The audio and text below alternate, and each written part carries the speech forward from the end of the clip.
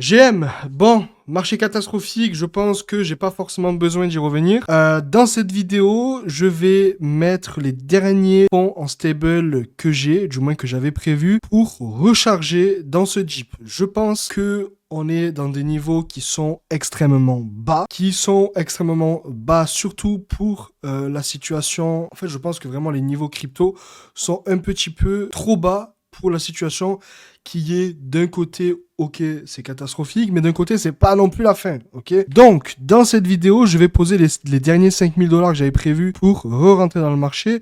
Cette vidéo restera en ligne, c'est-à-dire soit tout se passe bien et j'ai potentiellement call le bottom sur la plupart des cryptos, soit tout se passe mal et, comment dire que ça va être la fin pour moi pour ce cycle, ok?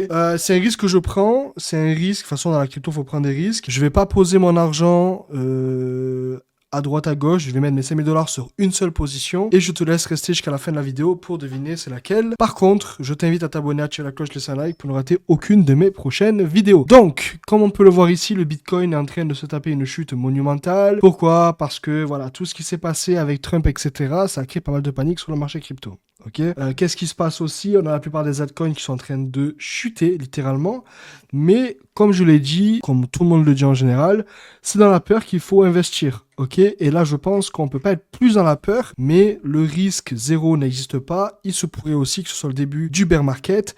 Dans tous les cas, voilà. Donc, qu'est-ce qui va se passer? Vous le savez, si vous me suivez depuis un petit moment, que mes deux plus grosses positions, du moins mes deux positions principales, sont Peak et Fog. Pourquoi ce choix? Parce que Peak est une technologie qui existe depuis maintenant un peu plus de 6 mois, il me semble, qui se tient plutôt bien, volume plutôt raisonnable, c'est pas non plus catastrophique, en range. Pour moi, Peak peut vraiment péter sur le moyen long terme. Et la deuxième position, c'est du Fog. Fog, qui est pour moi le même coin qui a le plus de potentiel. Le problème, il est survendu. Il y a beaucoup trop eu de ventes, il y a eu Wintermute qui ont abusé du système, etc. Mais quelque chose que j'oublie pas, c'est que plus on avance dans le temps, plus Fog tombe, mais on a plus en plus de holders et de personnes qui suivent le projet. Donc, qu'est-ce qui se passe? Vu que j'ai pas encore fini de percevoir mes vestings de Peak, pardon. J'ai encore 20 ou entre 20 et 50 000 tokens à percevoir. Donc, je vais arriver aux alentours des 120 000 Peak dans mon wallet. Je vais mettre les 5 000 $ restants que j'ai dans mon wallet, que j'avais prévu pour recharger sur Fog.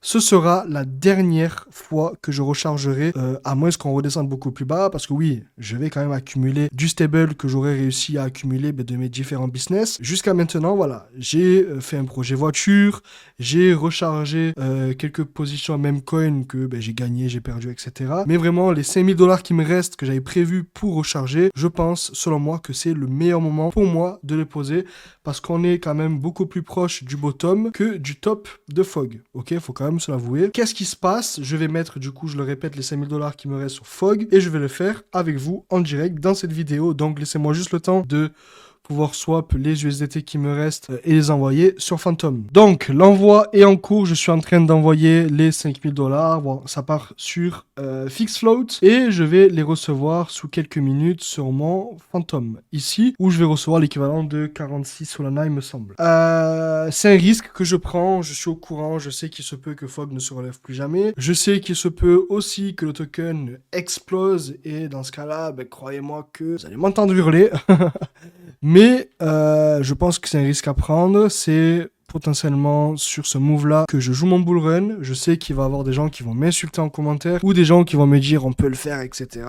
Dans tous les cas, j'en ai rien à foutre. Ok, au moins c'est clair. C'est-à-dire que si je le fais, c'est que je suis au courant des risques. Si je le fais, c'est que aussi je peux me le permettre parce que même si je rate mon bag de Fog, j'ai pas que Fog. J'ai un autre altcoin à côté et je vais accumuler du stable dans le temps, donc je vais forcément pouvoir profiter d'autres opportunités. Donc je pars du principe que, ok, pour le moment ça tombe, mais les opportunités pourraient se présenter dans les prochaines semaines, donc je prends le risque. Je suis rentré du coup à plusieurs niveaux sur Fog. Je suis rentré vraiment à 100 millions, je suis rentré à 200, 300, 400, à 80, je suis rentré vraiment partout. Et je compte mettre la dernière cartouche à 25 millions sur Fog. Donc si Fog revient à la TH, ça fait un petit x30 sur 5000, ça fait 150 000, plus le bac que j'ai déjà, ça serait pas mal du tout. Donc, on va ouvrir Phantom. Est-ce que j'ai reçu? Oui, j'ai reçu à l'instant. Et du coup, c'est parti. Donc, je vais copier le contrat. On va aller sur Jupiter. Je vais changer mon Solana pour du Fog. J'ai déjà 340 000 Fog. Et je vais mettre du coup 46,3 Solana. Et ça va me faire 187 000 Fog en plus. Je vais bien évidemment check mon slippage. Donc voilà, 187 000. Il me semble qu'il y a la protection EVM directement. Je sais plus trop. Bref, c'est parti. Et voilà, 187 000 Fog. Est-ce que la bougie est passée directement ou pas? Je sais pas si on va le voir sur DexScreener. Ça m'étonnerait parce que je sais qu'ils utilisent les anti-EVM, etc. Donc ça empêche les bots de sandwich, tout simplement. Donc voilà, je suis rentré 5 000 $. C'est la dernière cartouche que je vais poser sur n'importe quelle crypto-monnaie, du moins pour le moment. On peut le dire clairement, je suis all-in. Je suis all-in maintenant. Et tout est dans les mains de Fog et de Peak. C'est-à-dire, si Fog et Peak performent pendant le bull, sachez que je suis très riche. Si Fog et Peak tombent à zéro pendant le bull, ben sachez que pour moi, la crypto, enfin du moins ce cycle-là, a été un énorme flop. Donc un petit peu de transparence, des fois, ça fait pas de mal. Dis-moi toi en commentaire ce que tu en penses. Dis-moi quelle est la crypto-monnaie dans laquelle tu as le plus de conviction. Pour moi, c'est Peak et Fog. Je vais accumuler aussi un petit peu de Solana dans les prochaines semaines, je pense, histoire de profiter un petit peu de la DeFi, voir. N'oubliez pas aussi, aller toucher de l'herbe, c'est important, aller toucher de l'herbe. Parce que si vous restez chez vous et que vous faites pas grand chose, en sachant aussi qu'il y a un truc qui me rend dingue, c'est que la dominance Bitcoin ne fait que grimper, mais tant mieux d'un côté, ça veut dire que la season n'est pas prête d'arriver pour le moment, en sachant qu'on pourrait potentiellement se retourner au niveau des 70%. Donc vivement qu'on y arrive vite, histoire de voir si on se retourne et qu'on aille chercher du coup cette fameuse alt season tant attendue, et je suppose que vraiment beaucoup de gens l'attendent parce que là, ça commence à être un petit peu embêtant. Donc voilà, dis-moi en commentaire ce que tu en penses. N'oublie pas de t'abonner, activer la cloche, laisser un like. Et on se retrouve prochainement dans une prochaine vidéo. C'était Tony, à plus.